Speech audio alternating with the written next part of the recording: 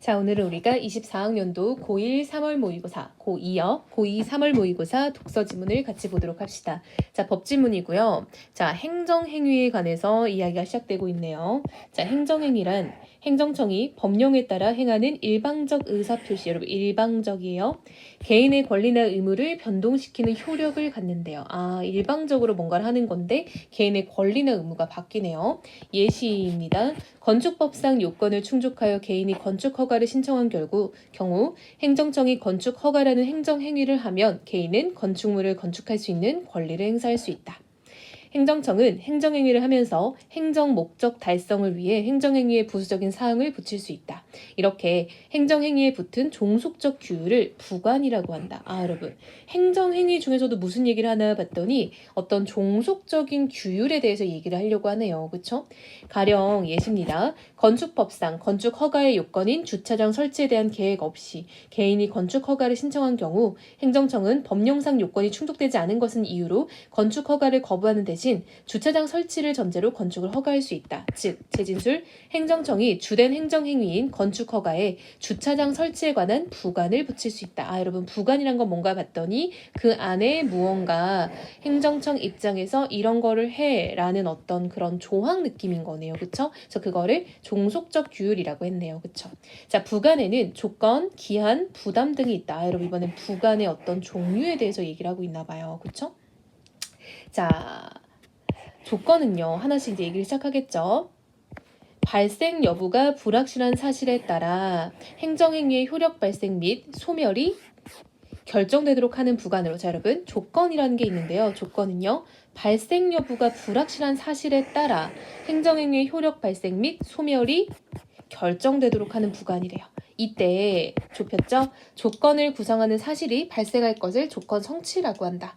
조건은 조건 성취에 따라 행정행위의 효력이 발생하는 정지 조건과 효력이 소멸하는 해제 조건으로 나뉜다. 자, 여러분, 또 조건은요, 두 가지로 나눠져요. 그쵸? 첫 번째는 정지 조건, 두 번째는 해제 조건이라고 한대요. 근데 정지 조건은 뭔가 봤더니 이게 행정행위의 효력이 발생하는 거고요. 두 번째, 해제 조건은 이 효력이 소멸하는 것이죠. 주차장을 설치하면 건축 허가의 효력이 발생하게 하는 부관은 정지 조건에 해당한다. 그렇죠? 설치를 했으니까요. 그렇죠? 효력이 발생한 거잖아요. 그렇죠? 주차장의 설치는 효력 발생 이렇게 볼 수 있겠죠. 반면 역접이죠. 주차장을 설치하지 않으면 이미 발생한 건축허가의 효력을 소멸하게 하는 부관은 해제 조건에 해당한다. 그쵸? 설치하지 않았어. 너는 내 말을 안 지켰어. 그쵸? 그러니까 내가 너를 건물을 건축할 수 있게 해주는 것을 없앤다. 소멸한다. 라는 거죠. 기한은 조건과 달리, 여러분 두 번째 거 나왔어요. 기한은 조건과 달리 발생 여부가 확실한 사실에 따라 행정행위의 효력 발생 및 소멸이 결정되도록 하는 부관으로 땡월, 땡일과 같은 날짜가 그 예이다. 기한은 효력이 발생하게 하는 시기와 효력이 소멸하게 하는 종기로 나뉜다. 그쵸? 그래서 종기와 효력 발생 시기 이렇게 두 가지로 나눠서 본다라는 거 알 수 있겠죠. 그래서 여러분 이게 좀 차이점을 구분하면서 읽으면 좋을 것 같은데, 첫 번째 우리가 읽었던 이 위에 조건이라는 건요, 발생 여부가 불확실한 사실이었어요. 그렇죠? 발생 여부가 불확실. 근데 기한은 발생 여부가 확실한 사실에 따라 라고 했었어요. 그렇죠? 차이가 좀 있네요. 자, 마지막 부담은요, 저 색깔 구분 해볼게요. 주된 행정행위의 효력과 더불어 개인에게 별도의 의무를 부과하는 부관이래요. 조건이나 기한과 달리 차이점입니다. 그 자체로 행정행위의 성격을 갖고 있대요. 가령 예시입니다. 행정청이 건축을 허가하면서 공원을 조성할 의무를 부과하는 경우이다. 부담은 조건이나 기한과 마찬가지로 공통점이죠. 부관에 불과하기 때문에 존속 여부가 주된 행정행위의 효력에 종속된다는 점에서 일반적인 행정행위하고는 다르다. 그런데 여러분, 그런데는 기본적으로 역접입니다. 부담은 법령에서 조건으로 표기되는 경우가 많기 때문에 조건과의 구별이 쉽지 않다. 자, 여러분, 중요한 말이 나왔어. 그런데 쌤이 금방 역접이라고 했죠. 1차적으로 역접인데요. 얘는 좀 더 나아가서 예외나 문제나 변수를 이끄는 부사어다라고 보면은 조금 더 우리가 해석에 도움이 될 거예요. 자, 여기서 뭐가 생겼어? 문제 상황이 생겼어요. 왜요? 부담이라는 게 조건과 구별이 어렵다라는 문제 상황이 생겼어요. 다만 예외를 이끄는 부서입니다. 부담인지 조건인지를 구별해야 하는 경우 부담으로 보는 게 개인에게 유리하다라네요. 조건은 성취 여부에 따라 주된 행정행위 효력이 발생하지 않거나 소멸하지만 부담은 이행되지 않아도 주된 행정행위의 효력이 존속하기 때문이다. 그쵸 여러분? 우리가 아까 위에 조건은요. 이거를 하냐 안 하냐에 따라서 이게 정지 조건이 되거나 소멸 조건이 되거나 그쵸? 이렇게 두 가지로 나눴었죠. 그쵸? 해제 조건으로 되거나 자 무슨 말이었어? 주차장 설치를 해야 이게 이루어지는 거고 안 하면 안 이루어지는 거였죠. 근데 이 밑에 있는 부담은요. 이행되지 않아도 주된 행정행위의 효력은 존속한대요. 한마디로 예시로 한번 얘기를 해볼게요. 여기서는 약간 공원을 이제 조성할 의무를 부담으로 넣었죠. 근데 행정행위는 이제 우리가 건축을 하는 거에 대한 허가였죠. 그쵸? 즉 공원 조성을 안 해도 건축 허가가 가능하다라는 거예요. 근데 우리가 이건 이제 부담의 케이스였죠. 자, 근데 아까 조건의 케이스로 한번 예를 들어볼게요. 조건은 주차장을 설치해라 라는 조건이 붙어 있었죠. 그걸 해야 너네가 원하는 건축을 할 수 있다라고 돼 있을 때 얘는 앞에 게 되어야 뒤에 게 되는 거였죠. 그러니까 개인은 부담으로 해석하는 게 좀 더 유리하다라는 거죠. 한편 여러분 이야기가 약간 전환됐어요. 부관이 위법한 경우 법원이 주된 행정행위는 존속시킨 채 부관만 따로 취소할 수 있는지에 대한 견해의 대립이 있대요. 아, 뭔가 행정청이 말하는 부관이 좀 위법한 경우가 있나 봐요. 그럼 이때는 부관만 따로 취소가 되냐 안 되냐 이거에 대한 의견 대립이 있대요. 첫 번째 견해는 자 여러분 넘버링입니다. 기속행위와 달리 재량행위에 붙은 부관은 취소할 수 없다라고 본대요. 여러분 이 기속행위와 재량행위는요. 예전에 평가원 지문에 나온 적이 있었어요. 이게 이제 그 행정 입법과 관련된 어떤 그런 불확정 개념을 얘기하는 지문이 있었거든요. 평가원 지문에. 그 지문에서 기속행위와 재량행위라는 말이 나와요. 그래서 기속행위는 법령상 요건이 충족되면 무조건 해야 하는 행정행위인 거고요. 재량행위는 법령상 요건이 충족되면 행정청이 그 내용을 선택할 수 있는 거예요. 그러니까 재량권이 있는 겁니다. 이 견해는 법원이 재량행위에 붙은 부관만 취소하면 행정청의 재량권이 침해된다라고 주장을 한대요. 헌법상 권력분립 원칙에 따라 법원이 주된 행정행위를 취소하여 해당 부관의 위법성을 제거해야 한다라는 거예요. 자, 여러분 보세요. 자, 일단 기속행위와 달리 재량행위는 취소가 안 된다라고 보는 게 첫 번째 견해였죠. 그 이유는 뭐야?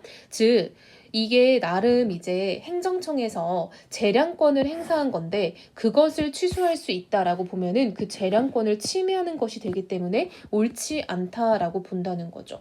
따라서 이 부관 자체가 잘못됐을 때는 주된 행정행위 자체를 취소해서 해당 부관의 위법성을 제거하는 게 맞다라고 보는 거죠. 한마디로 부관만 취소하지는 말란 말이에요. 그쵸? 이 부분은 부관만 취소하면 그거는 행정청의 재량권을 약간 침해하는 느낌이 될 수 있기 때문에 차라리 그냥 행정행위 자체를 삭제하라라는 거예요. 자, 두 번째 견해는 부관이 주된 행정행위의 본질적 요소가 아닌 경우에는 부관만 취소할 수는 있다라고 본대요. 그렇죠? 반면 위법한 부관이 본질적 요소인 행정행위는 그 자체가 위법함으로 주된 행정행위를 취소해야 된다라고 본대요. 한마디로 이 부관이 굉장히 중요하게 작동하는 그 행정행위 같은 경우는 행정행위를 다 취소하는 게 맞다고 보는 거죠. 행정청이 부관 없이는 주된 행정행위를 하지 않았을 정도로 부관이 주된 행정행위의 본질적 요소인 경우에는 부관만 취소하는 것이 위법한 행정행위를 용인하는 것과 다를 바가 없다라고 본대요. 자, 세 번째 견해는요. 부관은 주된 행정행위에 붙은 종속적 규율일 뿐이므로 어느 경우든 부관만 취소할 수 있다라고 본대요. 그러니까 얘는 뭐가 됐든 종속인데 뭐 어때 이런 느낌인 거죠. 이 견해는 법원이 부관만 취소하더라도 행정청의 재량권이 침해되거나 위법한 행정행위가 용인되는 것은 아니라고 주장한다. 자, 여러분 행정청의 재량권 침해는 아까 첫 번째 견해였죠. 그렇죠. 그 다음에 이 위법한 행정행위를 용인하는 거다라는 거는 두 번째 견해였죠. 즉 이런 게 아니래요. 주된 행정행위는 재량행위이거나 위법한 경우에도 행정청은 새로운 부관을 다시 붙이거나 주된 행정행위의 효력을 스스로 소멸시킬 수 있기 때문이다 라고 보는 거죠. 즉 행정행위가 재량행위인 경우에 문제가 있다는 첫 번째 견해, 그리고 그 부관이 위법할 때는 행정행위도 위법할 수 있다라는 두 번째 견해 다 필요 없다는 거죠. 어쨌든 행정청은 새로운 부관을 다시 붙이거나 주된 행정행위의 효력을 스스로 소멸시킬 수 있는데 뭐가 문제냐라고 보는 거죠. 자, 부관은 행정청의 탄력적인 법령 집행을 가능하게 하는 효과가 있다. 하지만 행정청이 부관을 이용하여 법령상 보장된 개인의 권리를 함부로 제한할 가능성도 있으므로 이에 대한 적절한 사법적 통제를 통해 행정의 효율과 개인의 권리 보호 사이의 균형을 맞춰야 된다라고 되어 있죠. 자, 한마디로 여러분 부관이라는 건 행정청에서 붙이는 약간 부수적, 종속적 규율에 해당하잖아요. 따라서 그걸로 인해서 행정청이 좀 더 일을 유리하게 혹은 일을 조금 더 효율적으로 처리할 수 있지만 개인의 입장에서는 그것 자체가 어떤 하나의 간섭과 하나의 어떤 좀 내 권리에 대한 어떤 침해가 될 수도 있잖아요. 예를 들면 내가 건축을 하고 싶었는데 뭐 주차장을 이렇게 만들래. 그럼 내가 그 주차장을 만드느라 방 하나를 덜 만들어야 되는 일이 생길 수도 있잖아요. 그렇죠? 그런 것들이 생길 수 있기 때문에 이 사이에서 균형을 맞추는 건 매우 중요하다라는 겁니다. 자, 24년 3월 모의고사 고2 중에서는 독서 지문 중에서는 이 지문이 그래도 조금은 아이들이 까다롭게 느낄 거라고 생각을 해요. 앞에 이제 그 달팽이관 지문 혹은 신고전주의와 낭만주의 지문 같은 경우는 좀 단순 정보 나열이 많았는데 이건 좀 따져볼 것도 굉장히 많죠. 그래서 우리 친구들이 이런 것들은 좀 정리를 하며 꼼꼼하게 읽어보길 바랍니다. 사실상 이 영상을 보는 친구들은 내신으로 독서 지문을 준비하는 경우가 대부분일 거기 때문에 내용 파악을 꼼꼼하게 하고 정리를 꼼꼼하게 해놓는다면 내신에서 훨씬 유리하게 문제를 풀 수 있겠죠.